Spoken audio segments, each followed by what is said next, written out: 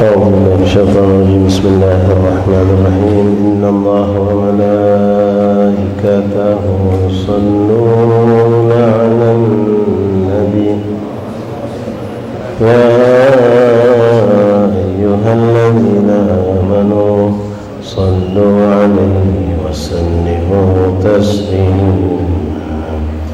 اللهم صل وسلم وبارك عليه وعلى آله. صلى الله ربنا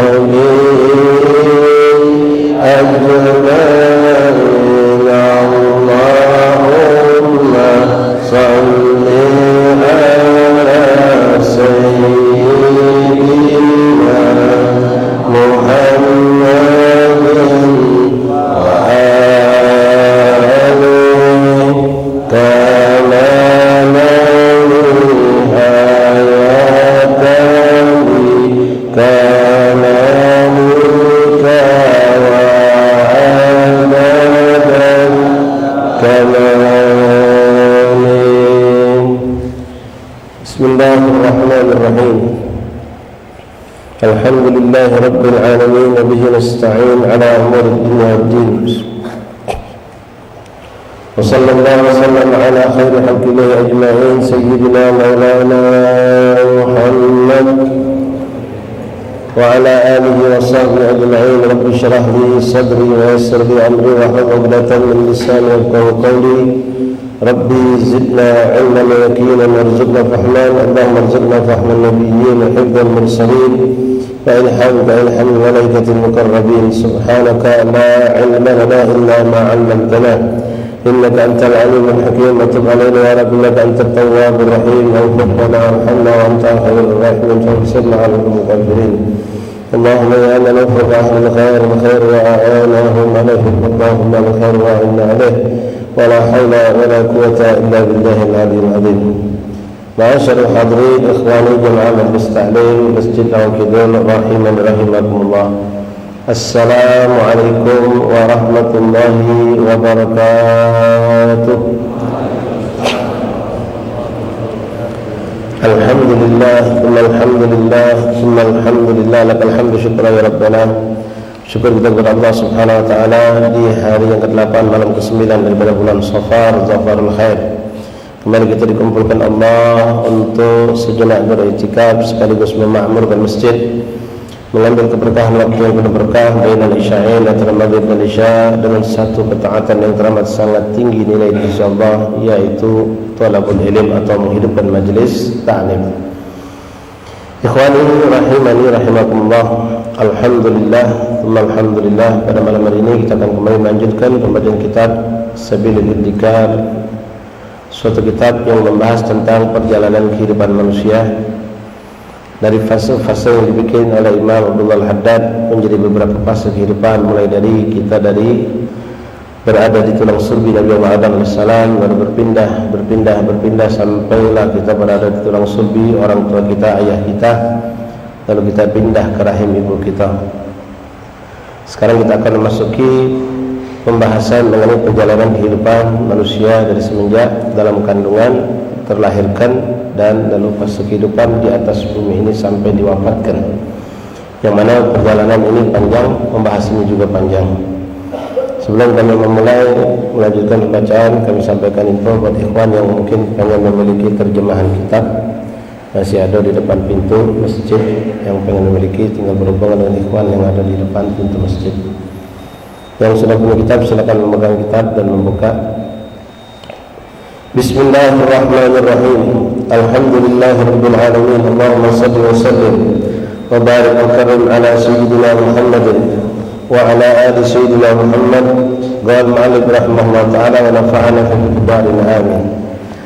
Fal insanu fi hadha al-'umri yantaqilu min hali tufuliyyati ila hali al-bulugh bis-sin aw bil-ihtilal, thumma ila hali syabab, ثم إلى حال الكهولة، ثم إلى أهل الشيوخة وكبار إلى ما شاء الله من حال هرم وخرف على وفق ما ذكر الله في كتابه. Ikhwan rahimakumullah, manusia di sini menghadap menjelaskan secara simpel dulu, nanti akan dijabarkan panjang lebar oleh beliau. Setelah kita terlahirkan dari kandungan ibu kita di waktu yang sudah ditentukan oleh Allah, ya, tidak dipercepat, tidak dimundurkan, keluar kita sesuai dengan waktu yang sudah ditentukan Allah. Berapa lama kita di perut umi kita juga sudah ditentukan oleh Allah waktunya. Tidak ada istilah dipercepat ataupun dimundurkan pada hakikatnya, walaupun terkadang kita saksikan ada tindakan seakan-akan mempercepat kelahiran, ya, tindakan menunda kelahiran. Ada itu semua terjadi sesuai waktu yang sudah ditentukan oleh Allah Subhanahu wa taala. Sama kalau kita menyaksikan orang yang meninggal.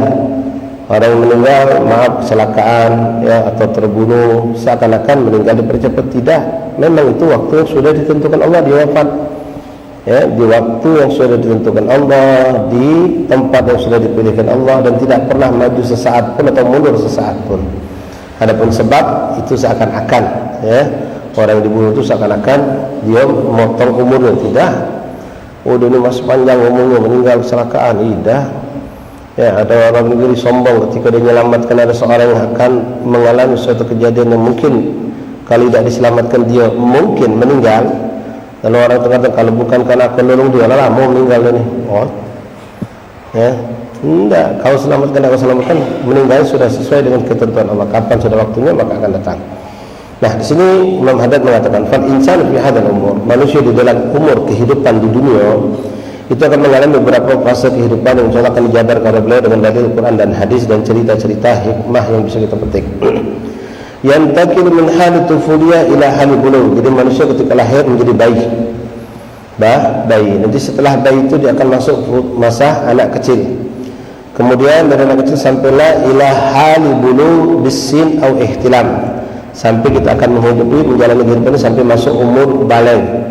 Ya, dari kecil lalu kita masuk umur anak-anak sampai masuk umur tamyiz, mumayyiz, lalu mencapai umur baligh. Baligh boleh jadi dicapai dengan ihtilam kalau kita orang lanang, betina juga boleh jadi mengalami ihtilam yaitu mimpi basah. Lalu perempuan bisa lewat dengan yang namanya haid, atau tidak mengalami lewat dua ini tapi lewat umur mencapai 15 tahun. Qamariyah 15 tahun. Jadi kalau ada seorang anak laki atau perempuan, kalau dia laki-laki tidak pernah mengalami keluar mani dengan jalan apapun atau tidak pernah juga ihtilam, maka biarkan, jangan dipaksakan untuk paksakan untuk baligh, ya, umur 11, 12 tahun, anak-anak umur 13 tahun belum mimpi basah, biarkan dulu. Sebelum basah, biarkan dulu. Jangan sampai dia melakukan satu dosa untuk mengeluarkan maninya, jangan, haram. Ya, sampai kapan? Sampai umur 15 tahun. Kalau sudah umur 15 tahun belum ihtilam, belum pernah mengalami keluar mani dengan jalan yang halal ataupun naudzubillah yang diharamkan Allah, maka ini anak sudah dihukumi baligh. Anak itu hukumnya balik. Begitu juga perempuan, dia tidak mengalami ihtilam, tidak mengalami mimpi basah, umur 11, 12, 13, 14, haid pun belum mengalami. Sampai umur 14 tahun belum haid, umur 15 tahun belum haid, maka detik masuk umur 15 tahun. Sekali lagi di sini umur 15 tahun qamariyah, artinya hijriah. Begitu masuk umur 15 tahun hijriah, maka ini anak dihukumkan balik walaupun belum mengalami haid. Tapi itu jarang. Kebanyakan kita, anak kita laki dan perempuan itu biasanya sebelum umur 15 sudah mengalami. Tapi syariat sudah menentukan seperti itu. Kalau sampai belum mengalami tanda-tanda balik itu dengan haid atau mimpi basah atau dengan keluar mani dengan jalan yang lain, maka begitu masuk umur 15 tahun ini anak hukumnya balik. 15 tahun qamariyah itu hijriyah, bukan masehi. Dengan umur tersebut maka anak balik. Begitu peringatkan anak kita tentang umur balik itu, dia bertanggung jawab atas segala apa yang dilakukan, dosa ataupun pahala. Dia akan menanggung sendiri dosa dan pahala tersebut. Yantakir min hal tufuliyah ila hal bulugh bisin au ihtilam, thumma ila hal syabab, kemudian akan naik lagi umur tadi menjadi anak, menjadi seorang pemuda. Thumma ila hal kuhulah, lalu masuklah umur dewasa, setelah bujang dewasa. Nanti umur berapa dijelaskan oleh beliau. Thumma ila hal syuyukh, setelah melampaui umur dewasa maka kita akan masuk umur jadi wong tua. Lalu akan mencapai umur tua itu lebih lagi, syuyukh wa kibar ila masya Allah. Sampailah kalau orang sudah tua akan menjadi orang yang jompo, orang yang sudah tua jompo. Sampai umurnya sesuai dengan apa yang dikehendaki Allah Subhanahu wa taala, min hadil haram wal kharaf. Ada yang sampai umur tua rentah, ada yang belum sampai tua rentah, mungkin 70 lah meninggal atau 80, ada yang sampai mungkin tembus 90 atau lebih dari 90 umur tersebut. Fa idza wudi'a wa ala wifqi ma dzakarallahu fi kitabih, sesuai dengan apa yang sudah ditentukan Allah Subhanahu wa taala kapan orang itu akan meninggal dunia. Jadi ada orang yang masih kecil meninggal, ada yang ketika dia mumayyiz meninggal, ada yang belum sempat balik, ada yang sempat balik, ada yang ketika muda dia meninggal, ada yang ketika dia sudah masuk umur dewasa meninggal, ada yang masuk pucuk umur dewasa sudah menjelang umur tua meninggal, ada yang umur tua meninggal tua, ada yang umur 70, ada yang umur 80, ada yang sampai umur syuyukh, itu sudah jompo 90 ke atas baru meninggal. Itu semua akan berlaku sesuai dengan ketentuan Allah Subhanahu wa taala. Nah, adapun rahasia umur apakah bertambah atau berkurang, terutama bertambah, sering kita dapatkan ikhwan hadis-hadis Rasulullah SAW menjelaskan tentang ada beberapa amal-amal ibadah yang bisa memanjangkan umur. Umur itu bisa dipanjangkan dengan beberapa amal ibadah. Sedangkan kita tahu umur manusia sudah ditentukan di dalam perut umumnya ketika umur 4 bulan. Begitu roh ditiupkan, maka dicatatlah kapan dia bakal meninggal. Ada 4 perkara, di antaranya masalah rezeki, masalah kehidupannya, dia akan jadi selamat ataupun naudzubillah dia tidak selamat, kemudian kapan dia akan meninggal. Tapi kita dengar dari banyak keterangan hadis Rasulullah SAW, umur seorang itu akan panjang, di antaranya dengan apa? Birrul walidain. Dengan birrul walidain umur itu bisa panjang. Dengan apa lagi? Dengan silaturahim. Dengan silaturahim umur orang bisa panjang. Dengan apa lagi? Dengan sedekah umur orang juga bisa panjang. Itu semua dalil hadisnya. Nah, lalu bagaimana maksud panjang umur bertambah di situ ulama khilaf pendapat.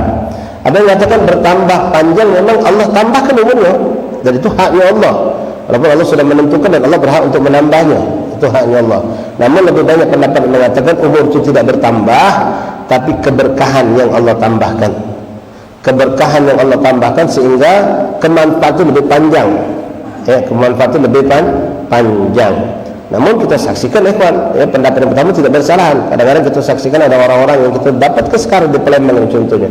Berapa orang tua, entah laki atau perempuan itu, yang mereka itu subhanallah umur sekarang 90 tahun atau mungkin lebih, mendekati 100, tapi umur masih panjang, masih segar sehat. Selidik ternyata ini orang, ini habib, ini bapak, ternyata dia hobinya silaturahim. Hobinya silaturahim. Nah, itu. Ya. Ada lagi yang lewat birrul walidain. Namun ada orang yang hobi silaturahim tapi Allah tentukan umurnya tidak panjang. Nah, di situ alhamdulillah, pertama kita meyakini apa yang dikatakan Rasulullah itu hak, benar, bertambah umur, bertambah rezeki. Padahal rezeki sudah ditentukan Allah. Nah, bertambahnya dari apa? Boleh jadi Allah nambahkan dalam bentuk memang majasnya rezeki itu ditambah Allah. Tapi lebih banyak pendapat ulama mengatakan bertambah keberkahan dari rezeki yang kita miliki. Dan Allah berhak untuk melakukan keduanya, dan Allah mampu untuk melakukan keduanya itu. Menambahkan rezeki dalam bentuk majas dari sudah ditentukan Allah, dan Allah tambahkan. Contoh, ya, dalam Al-Quran Allah menyatakan wa ma min dabbatin fil ardi illa 'ala Allah rizquha. Siapapun daripada makhluk Allah yang ada di muka bumi, kecuali Allah sudah tentukan rezekinya. Ini semua rata. Namun dalam ayat lain Allah mengatakan wa man yattaqillaha yaj'al lahu makhrajan wa yarzuqhu min haitsu la. Nah, di situ ulama mengatakan ini di samping rezeki yang sudah ditentukan tadi.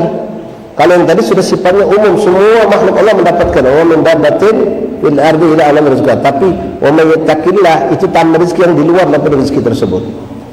Nah, ulama mengatakan rezeki yang pertama itu yang ditetapkan di dalam kandungan ibu kita. Rezeki yang namanya yattaqil itu tambahan bonus Allah berikan kepada orang yang bertakwa. Namun ada pula ulama pendapat daripada dua rezeki itulah hasil yang sebetulnya daripada dua kumpulan rezeki yang umum sama rezeki yang khusus tadi, jumlahnya itulah yang sudah dicatat dengan Allah di dalam perut ibu kita. Ala kulli hal ini tidak perlu kita peninggi, tidak perlu kita debatkan, tidak perlu kita bantahkan. Kita bantah tidak ada faedah juga.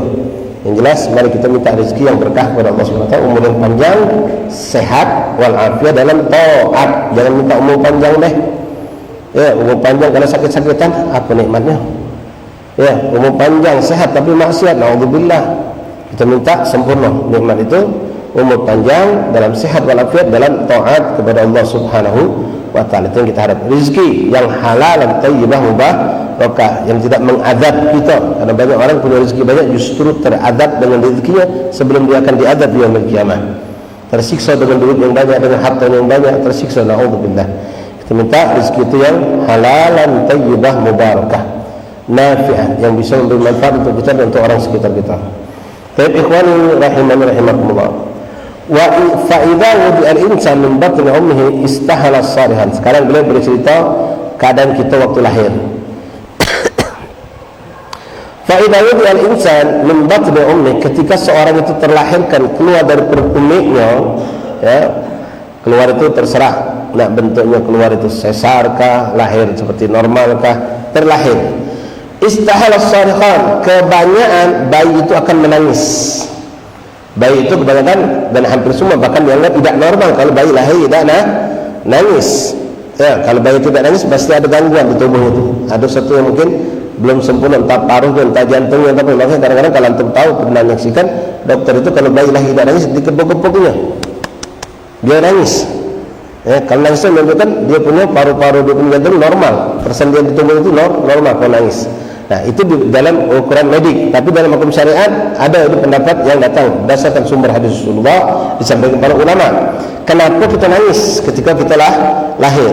Ya, ada orang mengatakan iya itu kaget melihat dunia. Kaget melihat dunia. Tidak juga ikhwan. Kenapa? Kita baru lahir mata melek, belum ada yang dijenguk sebetulnya. Bayi itu waktu lahir mata melek belum juga apa-apa. Pendengaran itu belum dengar. Kalau saya bayi itu melek langsung juga mungkin rusak langsung mata kita. Macam antum mata tiba-tiba di senter pakai senter langsung tas tembak, sakit mata kita. Tapi Allah punya latif, subhanallah, subhanallah. Maha suci Allah ciptakan kita ini dan semua makhluk Allah. Begitu lahir mata kita tidak langsung bisa melihat, tidak. Telinga kita pun tidak langsung bisa melihat, tidak, ya kan? Proses itu.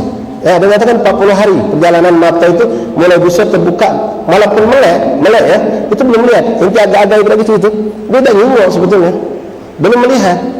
Karena kalau dari segi logika pun, kalau saya langsung dibuka, terlihat cahaya bisa rusak mata kita. Telinga kita langsung dengar suara yang keras, mungkin langsung rusak. Tapi Allah latif khabir, Allah maha latif, subhanahu, maha suci Allah menciptakan ketika kita lahir mata ini terbuka, tapi belum bisa langsung merekam cahaya atau pandangan. Pelan-pelan proses hari demi hari mulai terlihat, mulai melihat, mulai sampai sempurna. Ada orang mengatakan 40 hari baru kita bisa melihat segala isi yang ada di pandangan itu untuk mata yang normal. Begitupun pendengaran kita tidak langsung dengar tu, ya, itu diazan kita. Nah, nanti kita dengar sini, ya, ada penjelasan dari beliau. Nah, dengar pun sama, tidak langsung dengar itu bisa dengar langsung, tapi pelan-pelan. Nanti dia bisa dengar. Ya, macam kalau kita disumpah, tahu-tahu langsung dibuka dengar suara keras, mungkin sakit telinga kita. Ya, mata bagian tiba-tiba langsung tembak pakai belor, sakit mata kita. Nah, Allah maha latif. Ya, seperti proses tubuh kita yang bisa berjalan butuh proses cukup lama. Ya, belum pacak langsung berjalan, berbulak balik juga pelan-pelan. mulai pacak duduk, dari duduk baru pacak merangkak, mulai pacak berdiri setapak-setapak, goyang-goyang sampai hari kita bisa jalan, bisa lari, dan sampai kita bisa sempurna. Kalau manusia langsung bangun, lahir langsung bisa berlari, nah, ajib bin ajaib itu ya. Tapi semuanya ada proses. Fa'idan dan insan min batni ummi istahalla sarhan. Kebanyakan bayi itu akan menangis. Wa dzalika min ladzati syaitan la'anahullah. Itu kata beliau, ya, ini berdasarkan sumber hadis dan juga ayat Al-Qur'an. Hal itu terjadi karena syaitan mengganggu. Ketika baru lahir itu syaitan datang, makanya setelah itu kita diadani. Ya, syaitan mengganggu sehingga anak ini terganggu dan menangis. Ya, ada pun yang lebih kata karena dia baru lahir lalu dia nengok dunia langsung nangis kalau dia itu suci, itu ya wallahu alam. Ya, itu kiasan yang dibuat oleh orang, wallahu alam, dan dari mana jelas ini dalilnya ada. Nah, semua orang mengalami itu, ya muslim ya kafir, baik muslim baik kafir akan mengalami itu. Begitu lahir nangis.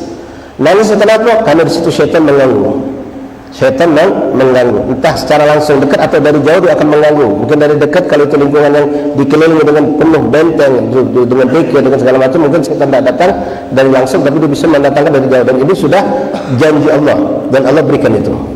Kecuali ada cuma dua manusia dari awal zaman Nabi Muhammad hingga yaumil kiamat yang tidak merasakan gangguan syaitan ini. Cuma dua. Siapa? Nabi Allah Isa wa ummu Sayyidatuna Maryam. Itu tidak merasakan karena doa dari umminya. Wa dzalika min laqdati syaitan la'anahullah allati lam yaslam minha illa Isa bin Maryam wa ummuhu alaihi wassalam. Tidak ada yang selamat kecuali merasakan ini semua. Maka bayi itu semuanya menangis. Ya, nah, secara kacamata syariat ini yang kita dikabarkan. Ya, secara medik ya silakan dengan hukum mediknya. Secara syariat ini mengatakan wa dzalika anna Allah taala a'adzahuma minha, dikarenakan Allah Subhanahu wa taala telah melindungi keduanya. Bigauli Ummu Maryam zaujatu Imran, Hana namanya. Hana Ummu Nabiullah Siti Maryam. Itu istrinya, suaminya namanya Imran. Berdoa ketika lahir Siti Maryam, Sayyidatuna Maryam, beliau mengatakan Allah wa inni u'idzuha bika wa dzurriyyataha minasyaitonir rajim. Wa inni u'idzuha, dan aku berlindung kepadamu untuknya ya Allah, untuk Siti Maryam itu, wa dzurriyyataha, dan keturunannya itu Sayyidina Isa bin Maryam. Nabi Isa tidak punya keturunan, ya sebatas Nabi Isa itulah minasyaitonir rajim, dari gangguan syaitan yang terkutuk. Jadi dengan doa ini Nabi Isa dan umminya terlindung dari bisikan atau gangguan syaitan itu. Gangguan syaitan itu tidak mereka rasakan. Dengan berkat doa ummu yang bernama Hana. Hana itu bisa tawasul dan mengikhwan. Kalau dia melahirkan sulit, antum bisa baca Isa Hana wulidat Maryam, Maryam wulidat Isa. Itu baca itu. Hana itu umminya Siti Maryam, wulidat Maryam wulidat Isa.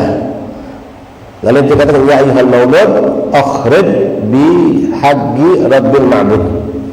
Itu tawasul yang sering dipakai dari kita untuk kalau bayi itu susah lahir, pengen lahir keluar, ya, ini tawasul digunakan.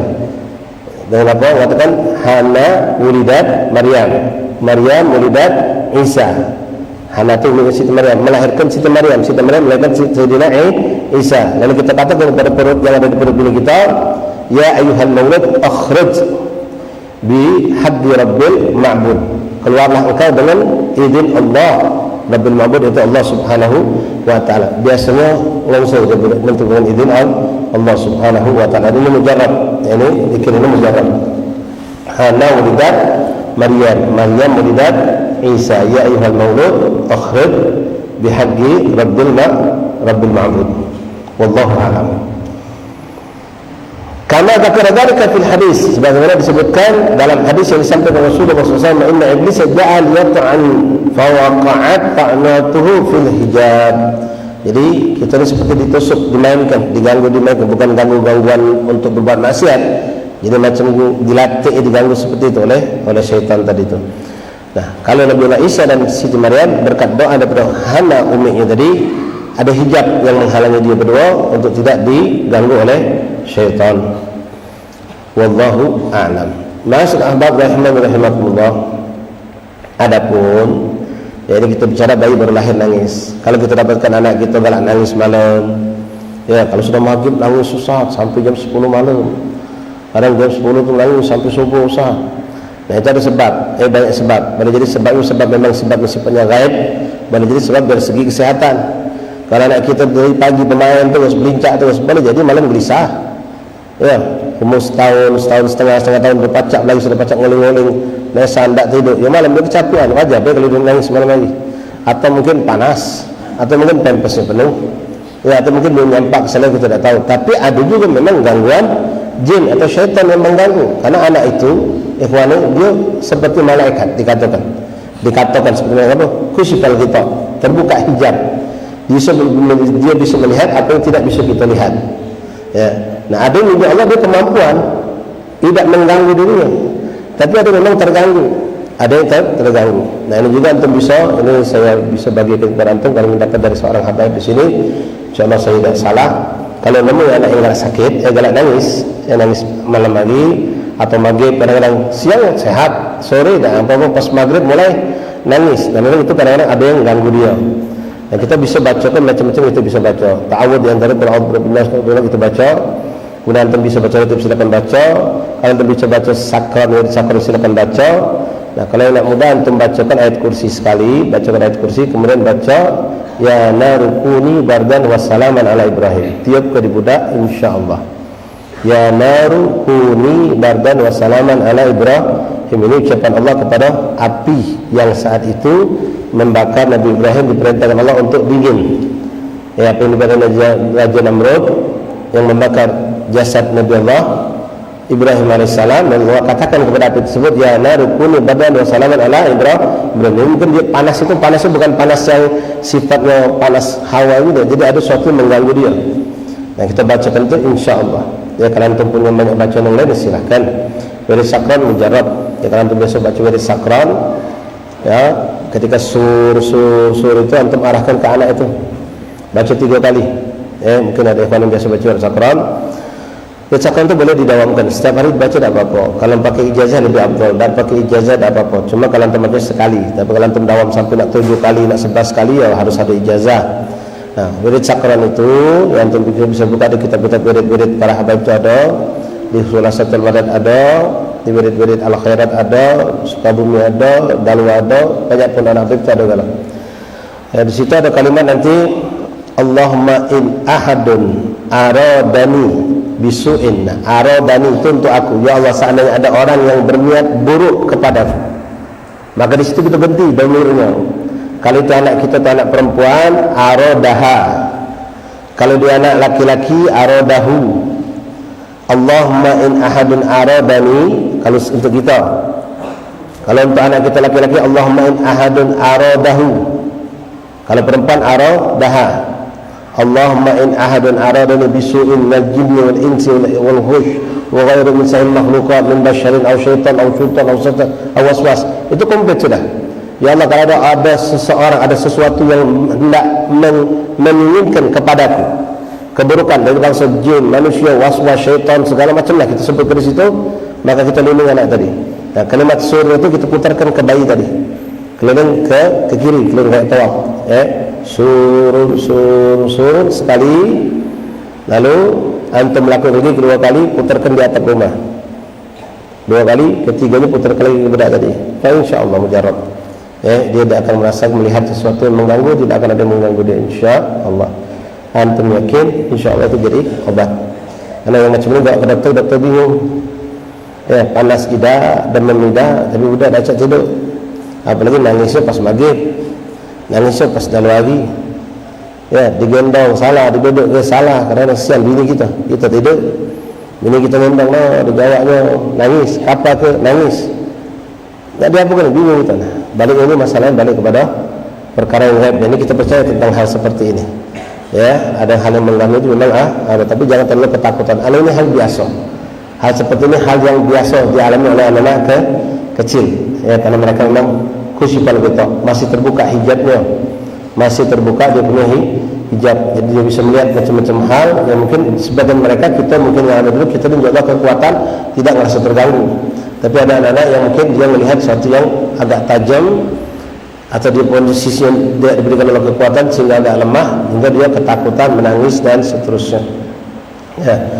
Nah, ada juga istilah kalau sampai anak itu terus sampai besar, ini kita punya tokoh-tokoh ulama yang bisa nutup.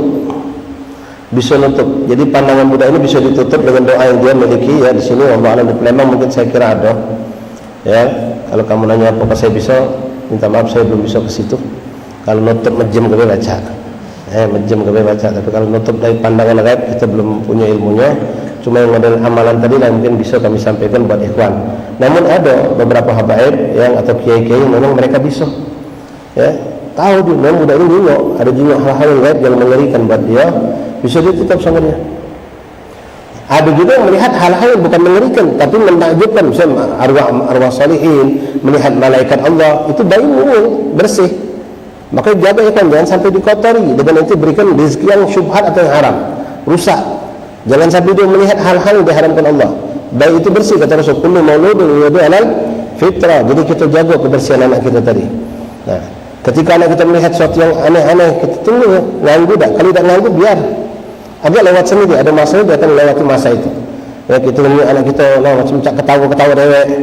Ya, jangan nanti langsung bilang, nah, aku gila. Dah, berat bayi belum ada gila. Ya, kalau dia melihat sesuatu, memandang ke tempat sesuatu, nunjuk-nunjuk, selagi tidak nganggu dia, biarkan. Tapi kalau inti merasa resah, nanti jadilah seorang tokoh habaib atau ustaz, tapi bisa nutup tadi. Boleh jadi dia melihat hal-hal yang gaib tapi yang tidak buruk, yang bagus. Nah, tapi ya kalau itu yang sifatnya mengganggu, membuat ketakutan, nangis segala macam, ya kita bacakan dengan apa yang tadi kami sampaikan di antara ikhtiarnya. Kalau masih tidak bisa, ya carilah tokoh habaib atau ulama di Palembang ini barangkali yang bisa nutup. Ya, bisa ada. Ya, entah secara langsung ditutup atau tunjuknya suatu azimah. Bahkan itu pun ada di zaman Rasulullah. Ya, di zaman Rasulullah nanti kalau antum buka kitab Adhkar Nawawi itu ada. Rugi yang dibuat tulisan diajarkan oleh Rasulullah kepada sahabat mengajarkan kepada anak-anak mereka. Dan untuk anak-anak yang masih kecil yang tidak bisa membaca, itu dibuat seperti wafak, digantungkan di tubuh mereka. Ini bukan syirik, ini bukan tahyul, ini syariat. Ada dalilnya dalam hadis Rasulullah. Jadi wafak, jampian yang ditaruh digantung, dikalungkan di tangan atau di lengan, itu ada dalam syariat. Yang penting hati-hati kalau itu bentuk tulisan ayat Al-Quran, jangan sampai terbawa ke kamar mandi. Itu ada semua, Pak. Yang seperti ini jangan kita jadi asing benar, dan kalau tidak ada hajat, tidak usah pula memperdalaminya. Ya, adik kamu lagi buka praktek segala macam. Ya, cukup kenal lah, cukup kenal, tahu, ya tahu, dan sehingga kita kalau menghadapi seperti ini, tidak bingung, tidak kaget. Ya, wallahu a'lam. Bismillah.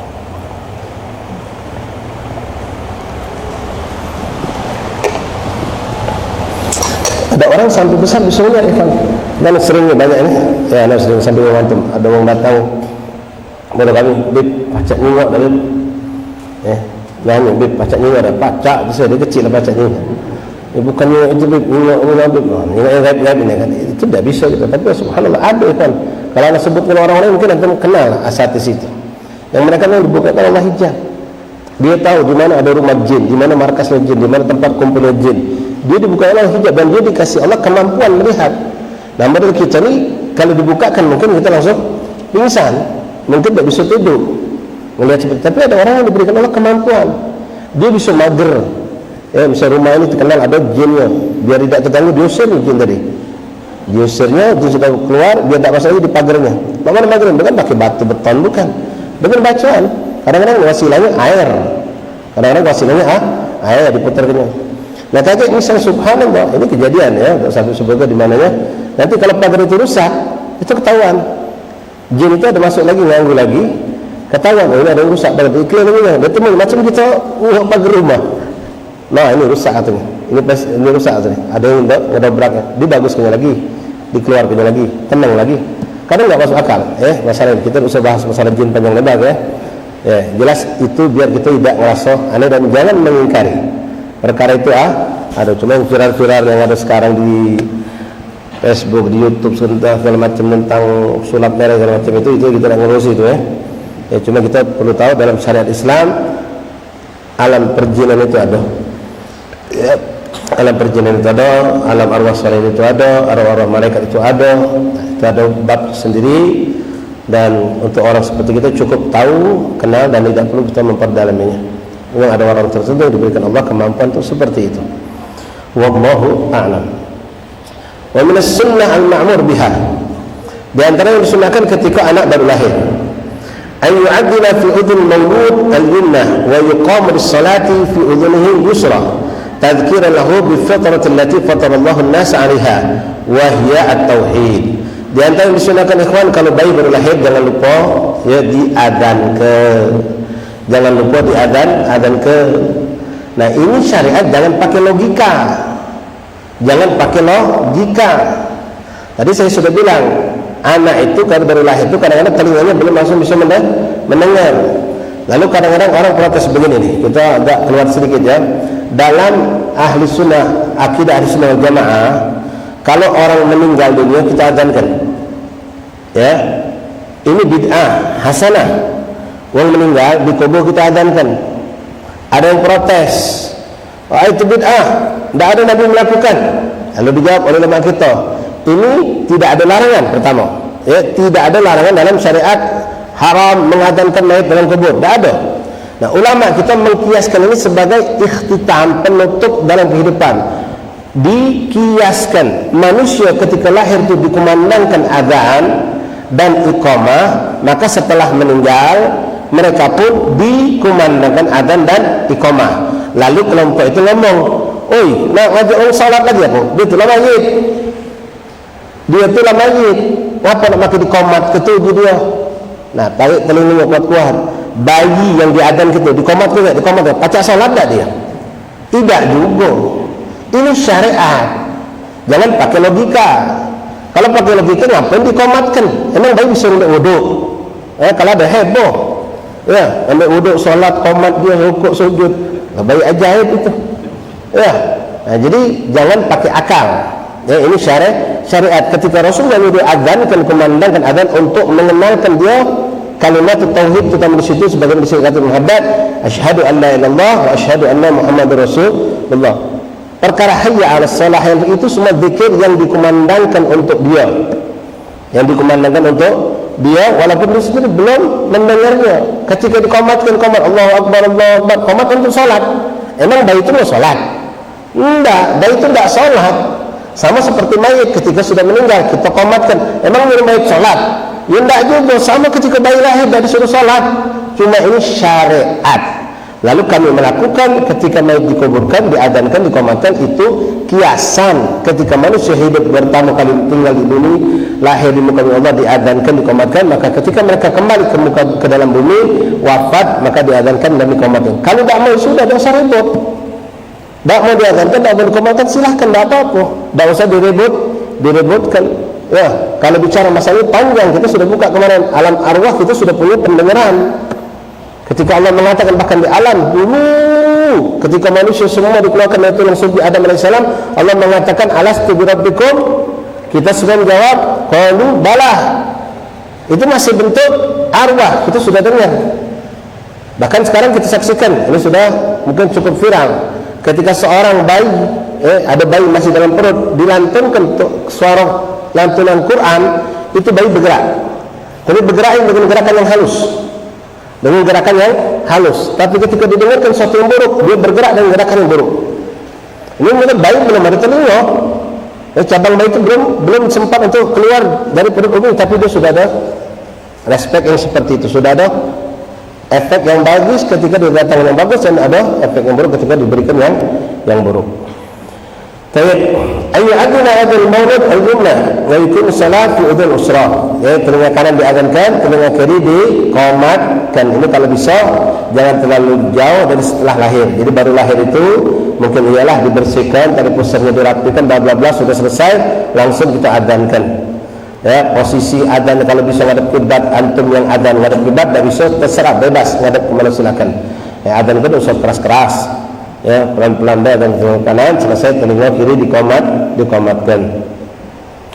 Wahia tauhid. Qala Rasulullah SAW, kullu mauludun yuladu 'ala fitrah. Setiap anak yang terlahir itu baik muslim atau kafir, aslinya mereka terlahirkan dalam keadaan suci.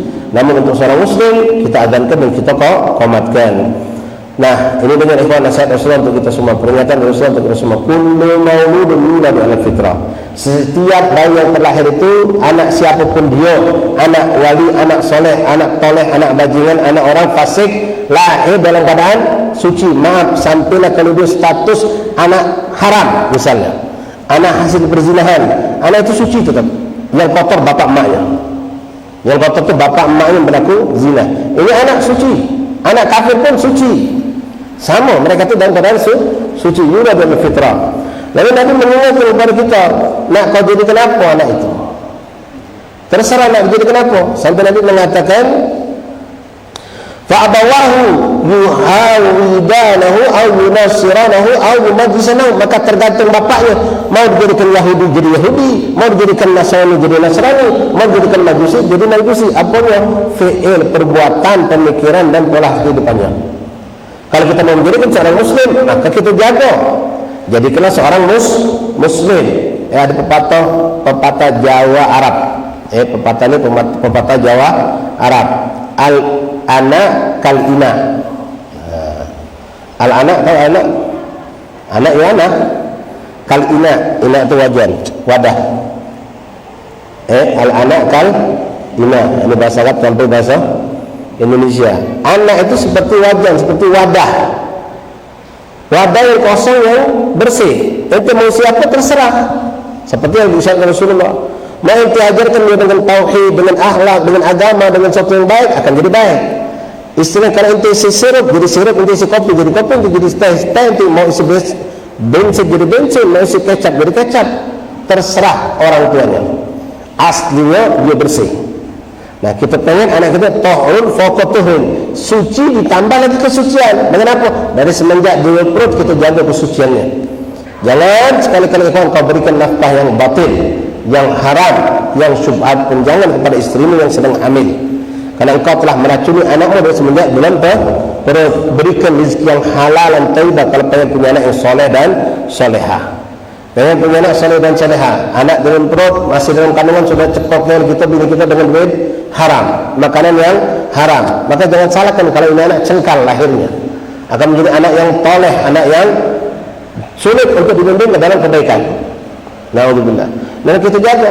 Mungkin pernah disampaikan pada ikhwan, terutama kalau dalam acara-acara tasmiyah, ya, itu mencetak anak dengan program anak untuk dunia soleh itu dari dalam perut sudah kita bisa lakukan.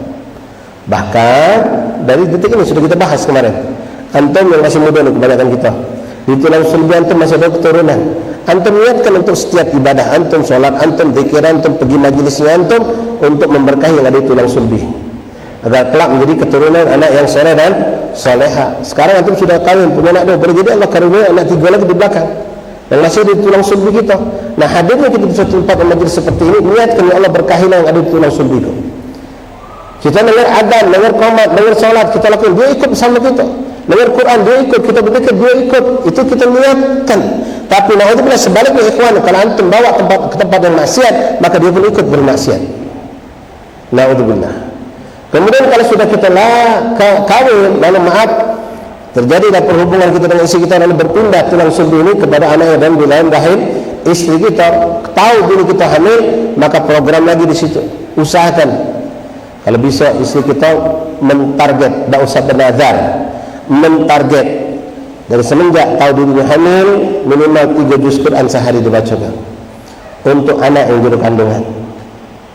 3 juz Quran itu tidak berat ikhwan. Kalau memang istri kita lancar baca Quran, sejam setengah paling kencang 2 jam, masih dia sisa hidup 22 jam tersisa. 2 jam untuk anak terlalu sedikit sebetulnya. Apalagi anak perempuan itu kalau dia hamil kebanyakan tidak mengalami haid. Hampir semua tidak mengalami haid. Jadi tidak ada halangan. Nah di sini maaf, kamu yang belum kawin, jangan sampai punya bini tidak bisa baca Quran. Jangan modal belagak cantik anak kawin, rugi kamu Allah.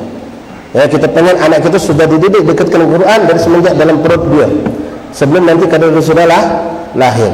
Kalau kita salah pilih, bini kita cuma modal cinta baik, cantik belaga, dia galak sama aku, galak hidup susah, misal kan gitu kadang-kadang kita ngerasa kita susah, dia galak dia hidup susah. Jangan sampai susah di akhirat. Kalau ente bisa cari, dia oke lah, aku ini hidup pas-pasan, dia mau sama aku tapi syaratnya dia sholatnya benar, ngaji Qurannya bisa. Dia tak bisa, masih banyak perempuan susah yang mau diajak hidup susah yang bisa baca Quran, cari. Ya, akhwat-akhwat gitu yang anak-anak majlis yang bisa baca Quran. Kenapa? Dia bahkan menjadi ibu adalah, kata hadis, dikata-kata riwayat ulama mengatakan madrasatul ula. Ibu itu adalah pesantren pertama, madrasah pertama untuk anak kita. Dari dekapannya, bahkan dari dalam kandungan tadi, dia sudah lantunkan Quran, lantunkan zikir, lantunkan salawat.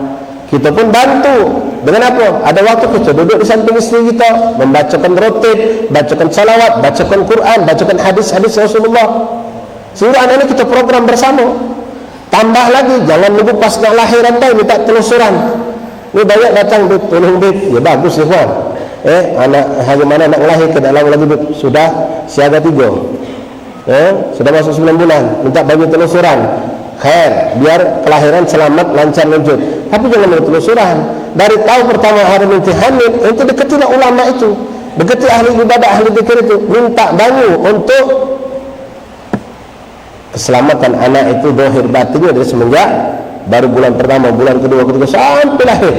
Sudah dia mendapatkan cekokan air yang berkah dari doa-doa para ulama, para asatidz, para habaib. Itu yang kita lakukan, ikhwan.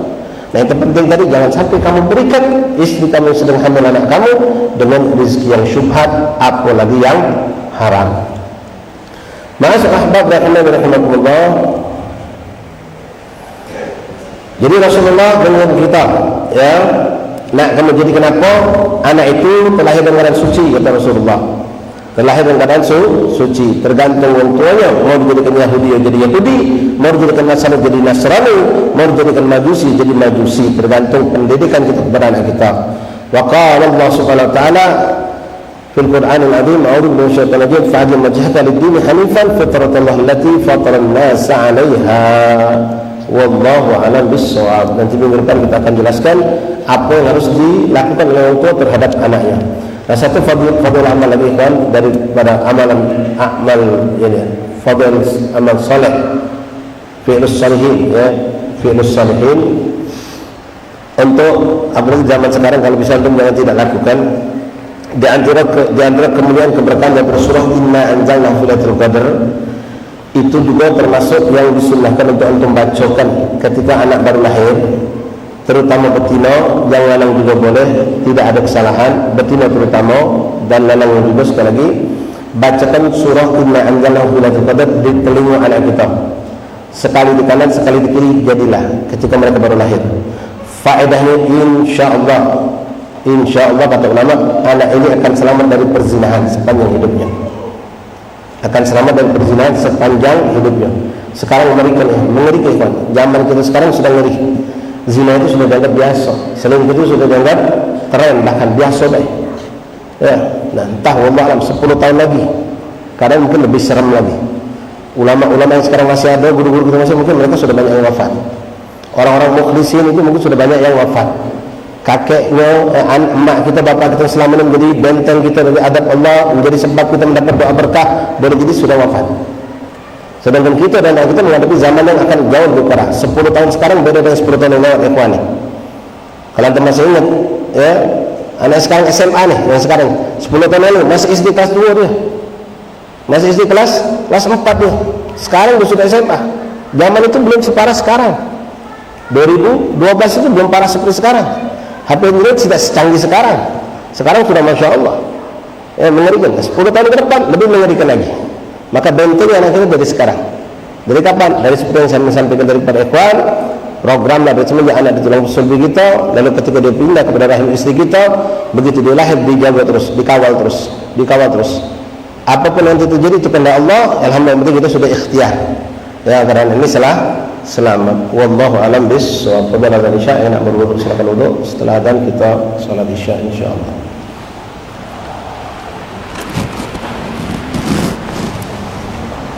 إن الله وملائكته يصلون على النبي يا أيها الذين آمنوا صلوا عليه وسلموا ada kresek dulu untuk ilham, ada kresek samping atas.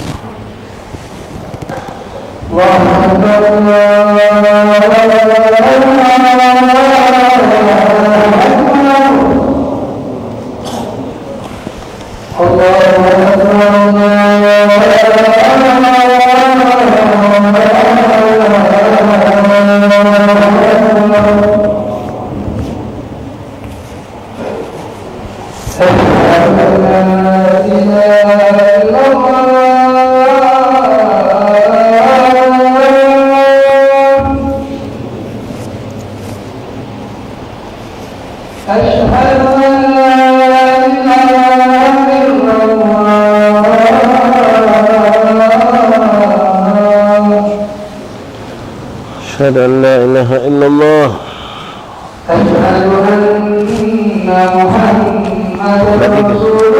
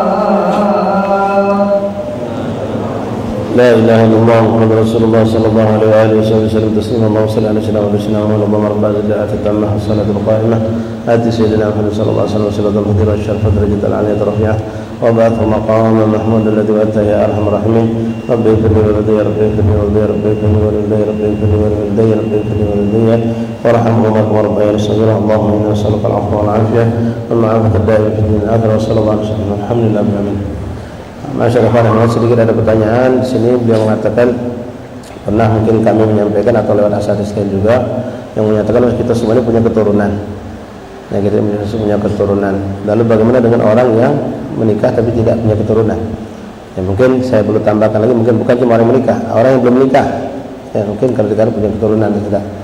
Wallahu a'lam. Ya, mengenai keturunan, setiap orang punya keturunan, mungkin ada landasan hadisnya. Keturunan itu boleh jadi ada yang sampai terlahirkan, lahir lalu menjadi keturunan, atau boleh juga mereka ada tapi tidak terlahirkan atau keluar dengan tidak menjadi benih, yang kan benih itu banyak tapi tidak semuanya jadi anak. Nah, mungkin ada orang yang calon anak itu keturunan itu ada tapi tidak takdir Allah punya jadi anak. Nah, seperti kalau kita kiaskan dengan firman Allah tentang jodoh. Allah Ta'ala berfirman hadis di surat Yasin, subhanalladzi khalaqal azwaja kullaha mimma tunbitul ardu min anfusihim ma la ya'lamun. Allah mengatakan Maha Suci Allah telah memasang-masangkan, menjodoh-jodohkan semua ciptaan Allah, ya, berpasang-pasangan dari yang kita kenal ataupun dari yang tidak kita kenal. Nah, sekarang pertanyaan ada yang nanya, tidak semua orang punya pasangan. Banyak orang meninggal ketika muda, belum sempat kawin. Ada juga yang mengatakan orang itu sampai tua tidak kawin. Nah, bagaimana dengan ayat ini? Ayat ini tetap benar, tetap hak dengan firman Allah, dan di situ macam-macam penafsiran ulama. Ada yang mengatakan pasangan itu sudah disiapkan Allah tapi telah diwafatkan Allah dan tidak dipertemukan. Ya, pasangan itu sudah disiapkan Allah tapi tidak dipertemukan oleh Allah Subhanahu wa Ta'ala. Itu penafsiran ulama tentang ayat tadi. Nah, maka keturunan pun mungkin sama seperti itu. Setiap kita mungkin punya keturunan. Kalau sperma itu adalah cikal bakal keturunan. Mungkin ada yang keluar bukan lewat keluar tapi tidak masuk ke rahim istri kita, atau masuk ke rahim istri kita tapi tidak menjadi pembuahan. Wallahu a'lam. Ya, wallahu a'lam. Kemudian kami sampaikan insyaallah malam besok kita ada majelis zikir ziarah di Magom Dr. Agil bin Yahya di Simpang Lampu Merah Veteran Jalan Dr. Anissa, Lampu Merah ya, dekat butik Arafah, dekat Ajalin. Malam besok pada Isya setelah majlis di Kampung Umaroh pada maghrib, pada Isya kumpul di sana. Malam Kamis insyaallah kita ada zikir ziarah seberang ulu, maghrib kumpul di Masjid Al-Haddad. Jadi majlis yang biasa maghrib di Sayyid Salikin belakang Rumah Sakit Pembaru kita pindahkan ke Masjid Al-Haddad dengan bacaan zikir ziarah seperti kemarin malam Ahad di sini. Setelahnya kita akan ziarah makam-makam aulia yang ada di seberang ulu. Itu saja beberapa informasi yang bisa kami sampaikan. Wallahu a'lam. Bismillahirrahmanirrahim. Alhamdulillahi rabbil alamin. Allahumma salli wa sallim ala sayyidina Muhammadin wa ala alihi. Ya Rabbana ya Rabbana ya Rabbana ya Rabbana ya Rabbana تحفل وغفل ونئن يا الله عجل برحم ما نزل أنت رحيم لن تزل من غيرك عز وجل لطيفا بالعالمين يا الله عبد فينا شر العباد وبدد واجعلهم لنا فينا وعبرة للناظرين يا رب شتت شملهم يا رب فرج جمعهم ذلل هداهم واجعلهم في الغابرين ولا تضللهم نورك ونارهم تصبر بك يا عين صادق بالحال والخائبين وشر كل مكر وحائل وغادر حائل وسائر وشر كل نذير للمعتاد وغاسب ومفتر وكذب وفاجر وحاسد وشامت يا ربنا يا ربنا يا ذا البهاء يا ذا السماء والعطاء أنت مجيب السائلين يا الله يسر لنا أمورنا واشرح صدرنا واستر لنا قلوبنا فأنت بسبيل ذنوبنا وكل ذنب إننا قلنا بطانة لنا أنت حبيب التائبين يا سيدنا الرسول والحسنين والبطل والمرتضى بالفؤل آمين يا الله ثم الصلاة والسلام على النبي خير الأنام والصحبه والتابعين يا الله وسلم على المرسلين الحمد لله رب العالمين وإلى الناس وإلى الناس وبدار كلماته